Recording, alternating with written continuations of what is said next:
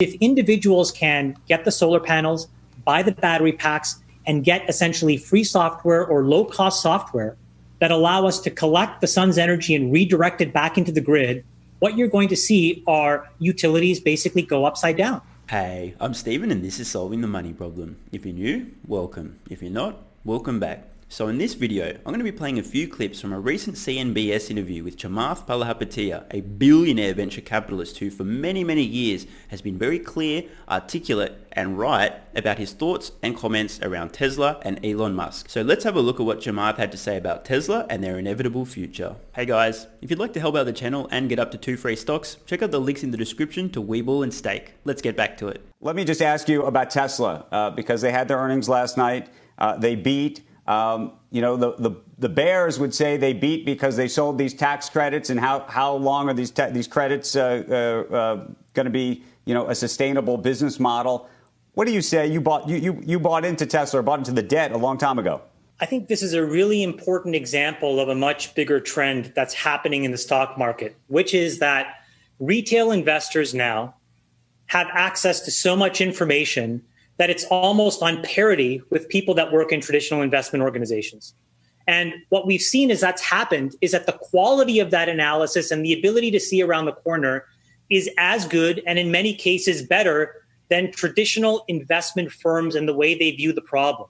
I absolutely love these opening remarks from Chamath. Now look, maybe I'm biased as a retail investor myself, but I think it's fair to say that on average, Wall Street has had approximately no fucking idea about Tesla for years. They've been completely wrong. Yes, there's a few exceptions that everybody laughs at and calls crazy until they're right, but on the whole, no idea. Now, I believe that it's because the lens through which they're viewing Tesla is not serving them. There's too many blind spots. They're missing things that are obvious to others who don't have the same preconceptions and biases. So from day one, you have had this massive tension between the bulls and the bears on this company.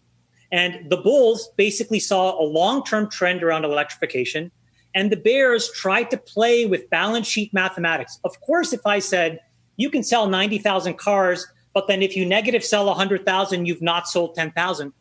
And you would say, what does any of this mean? You can use any convoluted logic to try to be short this stock. And what you would have done is just lost an enormous amount of money.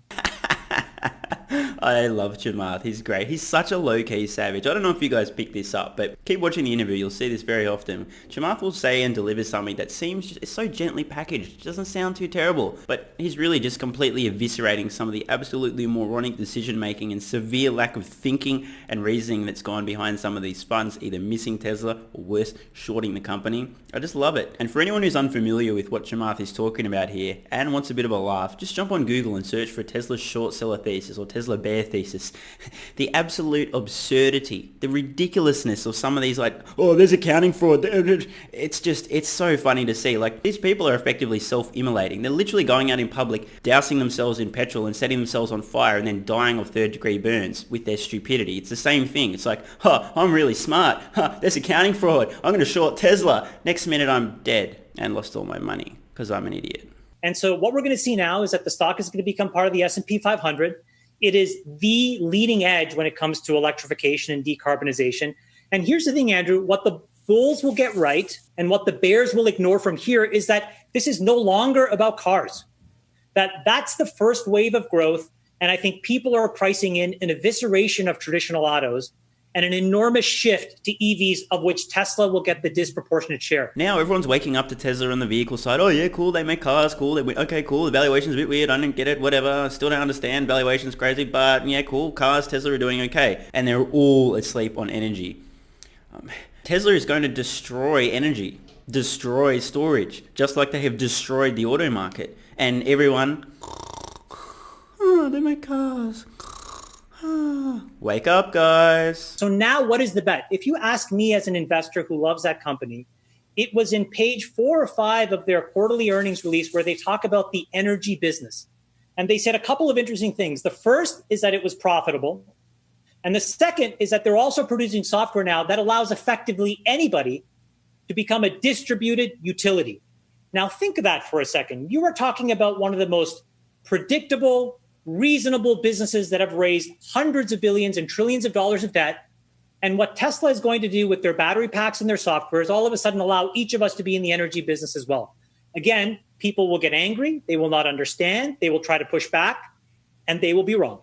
This is a big point most people are missing. I'm going to put a graphic up on screen now. I first shared this in a members only video a few months ago. I noticed this, hadn't seen anybody talk about it online, so I thought I'd treat my channel members. But now you guys get a look at it too. Seven of the world's top 10 companies by revenue are either oil and gas or electricity companies, okay? Energy companies. 7 of the top 10 companies on this planet are oil, gas, or electricity companies. And 2 of the top 10 are automotive, although they're towards the bottom of that list. And what's going to happen is that this stock is now going to represent the totality around decarbonization and sustainability. So it was really great to own this thing around cars for the first 4 years. I did it. I made a lot of money. But now I underwrite this company as a bet towards decarbonization, towards deregulated energy, and towards the ability for all of us to become our little micro utilities. If this all seems a little bit out there, keep in mind, a couple of years ago, Tesla developed their first virtual power plant in South Australia, a bunch of rooftop solar connected to Tesla batteries on a bunch of homes, all connected to their microgrid, virtual power plant, whatever you want to call it. Owners are saving money, grid's stable, everybody's winning. Not only that, but their autobidder software is now being deployed in their large battery project and saving people a ton of money through energy arbitrage. This stuff is already happening, it's real, it's here, it's there, it's now just a matter of scaling. What is that market worth, Chamath? I mean, I ask this because since the end of March, we've seen Tesla add about $200 billion in market cap. So the question is, how much of that was captured in that run, and how much more is there on the energy side of things? And I'm glad you picked up on that, because I think it was the second thing that Elon Musk said off the top of the conference call. He talked about that business, which really shows you where it is positioned in his mind when it comes to the growth of this company. I mean, to your point, and by the way you frame it is exactly correctly. He has been consistently giving us the trail of breadcrumbs to understand this business. He had a quote unquote secret plan that he published on the web. Then he updated that secret plan and published it yet again. So all you had to do was just read it and put together a reasonable 1 or 2 pager to underwrite the investment. And, that's basically what I did. I try to force myself in these big decisions to simplify things versus complexify them. All right, guys, now this is going to be super controversial. So, you know what? Gather around. Come closer. I don't want anyone to overhear. I think I'm crazy. Okay, cool. Ready? Okay, shh, okay. So, the next time that Tesla says they're going to do something, why not believe them? Now, whoa, I know, crazy idea. But hey, let's think about this for a moment. Tesla now has about a 15-year track record, a decade and a half of saying, hey guys, here's what we're going to do, and then doing it. Disruptive innovation. Despite all the doubters, the challenges, the obstacles, guess what? They keep executing. They've done everything they said they would do. All of it. So, crazy idea, I know, but hey, in the future, maybe it's worthwhile giving Tesla the benefit of the doubt. Even if they say they plan to do something and you personally can't see yourself being capable of doing that, can't see any way it could possibly be achieved, just give them the benefit of the doubt. I mean, hey, how's betting against Tesla going so far? How's doubting Elon Musk working out for you? And he told you, by the way, in this earnings release, the next big push is going to be around energy and energy deregulation. So what is that worth? Melissa, this is worth trillions of dollars. And the reason is because if you look at the debt stacks and the earnings potential and the regulatory framework that has allowed local utilities to thrive, it is measured in hundreds of billions and trillions of dollars.